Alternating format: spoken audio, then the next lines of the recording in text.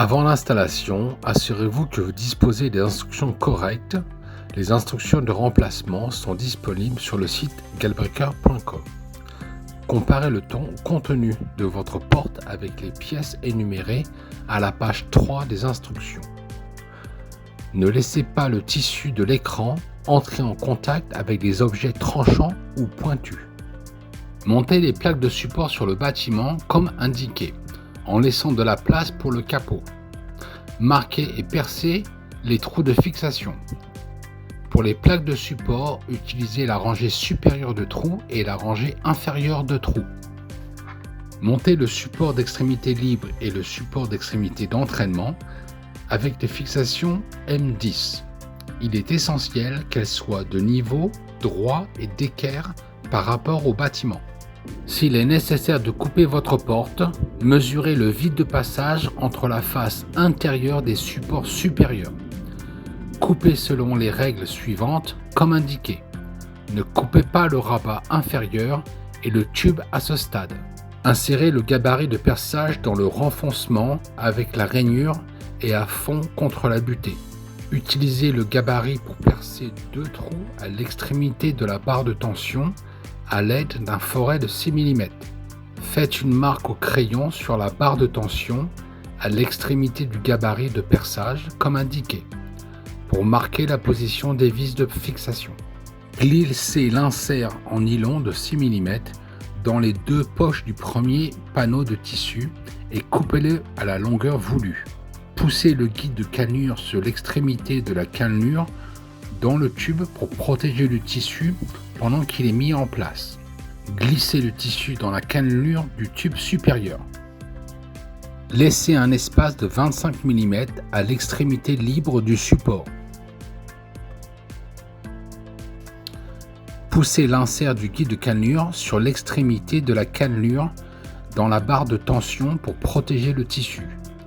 Notez l'orientation correcte de la barre de tension par rapport à la position de la porte. Faites ensuite glisser la barre de tension sur le tissu. Fixez une extrémité du panneau au tube supérieur et à la barre de tension à l'aide des vis autoperceuses de 25 mm fournies. Lorsque le tissu est inséré, retirez l'insert de guidage de la cannelure de l'extrémité de la cannelure. Tendez le tissu pour éliminer tout pli et fixez-le à l'aide d'une vis autoperceuse de 25 mm. Cassez la pointe de la vis à l'intérieur du tube à l'aide d'un marteau et d'un poinçon.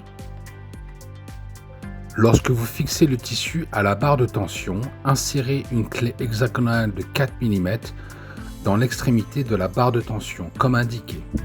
Cela limitera le mouvement de l'insert en nylon de 6 mm. Retirez la clé hexagonale après la fixation. Veillez à ce que la tête de la vis s'enfonce dans la barre de tension pour protéger la toile. Coupez l'extrémité du panneau à la longueur voulue et répétez l'opération avec le panneau suivant. Veillez à ce que les panneaux soient placés dans la bonne position car ils sont de hauteurs différentes. Enfoncez les écrous Nylock M6 dans la moulure de verrouillage. Fixez les navettes bloquantes et leurs plaques à l'extrémité de la barre de tension et sécurisez-les avec les vis et écrous à tête fraisée M6 de 16 mm. Enroulez les barres de tension et les panneaux de tissu sur le tube supérieur. Il est important que lorsque la porte est suspendue, le tissu se déroule à l'arrière du tube supérieur, entre le tube et la façade du bâtiment. Insérez l'arbre de frein dans le tube supérieur, s'assurer que le boulon de blocage est en bas et tournez le collier jusqu'à ce qu'il soit aligné avec le canon. Insérez le moteur dans l'extrémité opposée. Attachez l'ensemble du rouleau pour éviter qu'il ne se déroule lorsque vous le soulevez pour le mettre en place. Lorsque vous soulevez l'ensemble du rouleau sur les supports supérieurs, assurez-vous que les goupilles du support du moteur et du support de frein s'engagent complètement dans la base des supports de montage. Verrouillez le moteur en place à l'aide des goupilles fendues M4. Verrouillez l'arbre de frein avec la plaque de retenue et les boulons et écrous M8/20.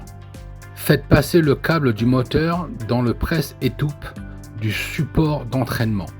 Lors de l'acheminement du câble électrique vers le moteur, veillez à ce qu'il y ait une boucle d'égouttage. Cela empêchera l'eau de s'écouler le long des câbles et de pénétrer dans le moteur.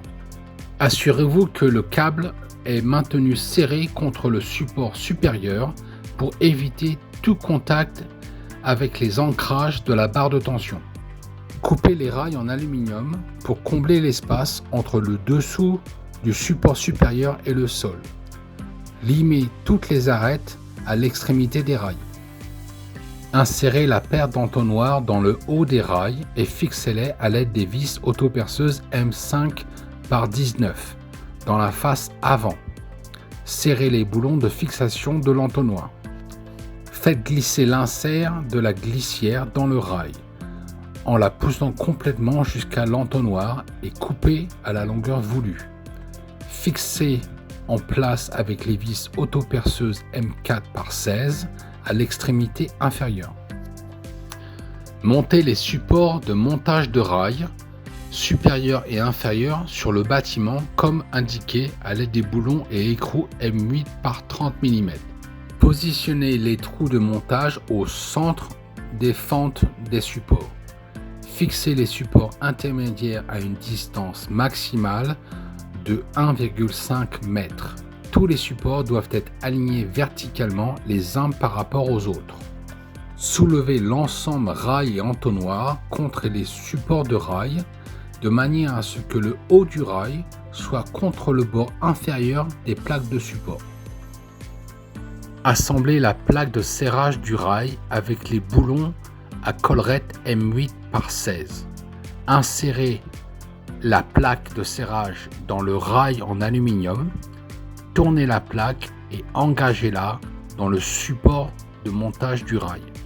Répétez l'opération pour tous les supports de montage et serrez les boulons. Fixez le boîtier de commande, l'interrupteur secondaire et les câbles au bâtiment. Veillez à ce que tous les fils sortant du support d'entraînement et des interrupteurs du moteur soient orientés vers le bas pour former une boucle d'égouttage afin que l'eau de pluie ne puisse pas pénétrer dans le moteur ou les interrupteurs. Pour protéger le circuit imprimé, nous conseillons d'installer le boîtier de la commande à l'intérieur du bâtiment. Connectez les fils du moteur de l'AD10, puis le fil d'alimentation. Vérifiez la direction du moteur à l'aide des boutons du couvercle de l'AD10 et corrigez-la si nécessaire. Sélectionnez le mode de mise en service et à l'aide des interrupteurs du boîtier de commande, abaissez la porte et assurez-vous que les navettes de blocage s'engagent dans les rails de chaque côté. Il se peut que la barre de tension doive être ajustée latéralement pour s'aligner initialement sur le rail. Lorsque la porte s'abaisse, les limites mécaniques doivent être ajustées en tournant les vis situées sur la tête du moteur à l'aide de l'outil manuel fourni. Relevez la porte, le tissu et les barres de tension s'empilent maintenant étroitement autour du tube supérieur.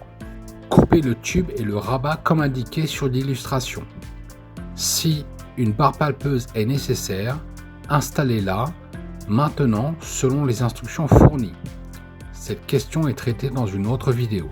Abaissez la porte et poussez l'insert de guidage de la cannelure sur l'extrémité de la cannelure dans le tube inférieur pour protéger le tissu lors de la mise en place. Tirez le tissu inférieur à l'extérieur des rails et faites-le glisser sur le tube inférieur.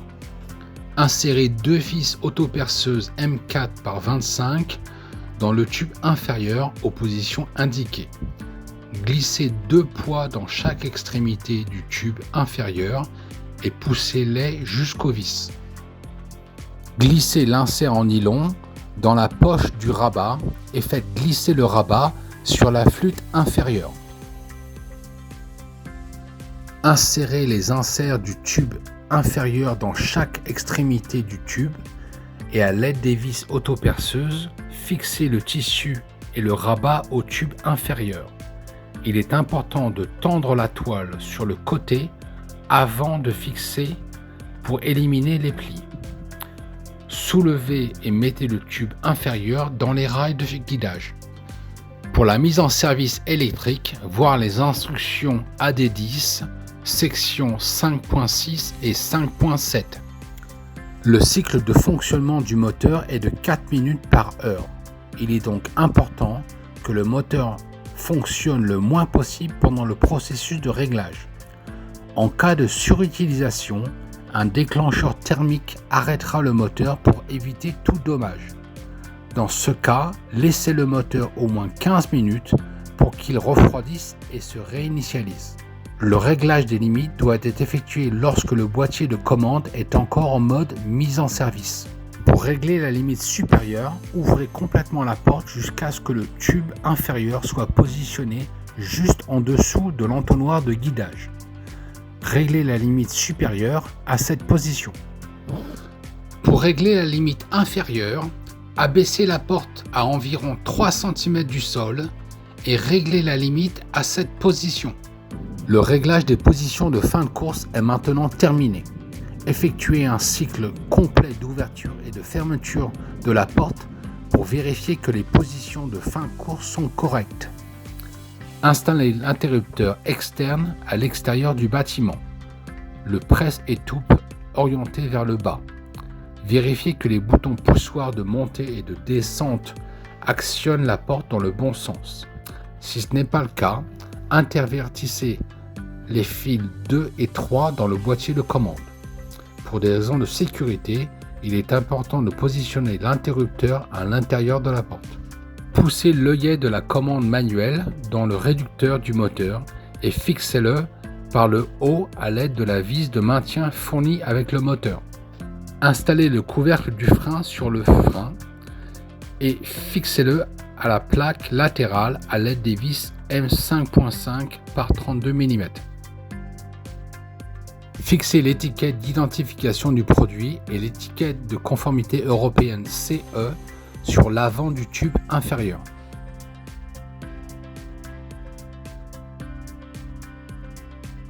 Fixez les supports du capot au support du moteur à l'aide des boulons M8 par 20. Montez le carénage de 300 mm sur les supports de carénage à l'aide des vis auto-perceuses de M5.5 par 19 fournies.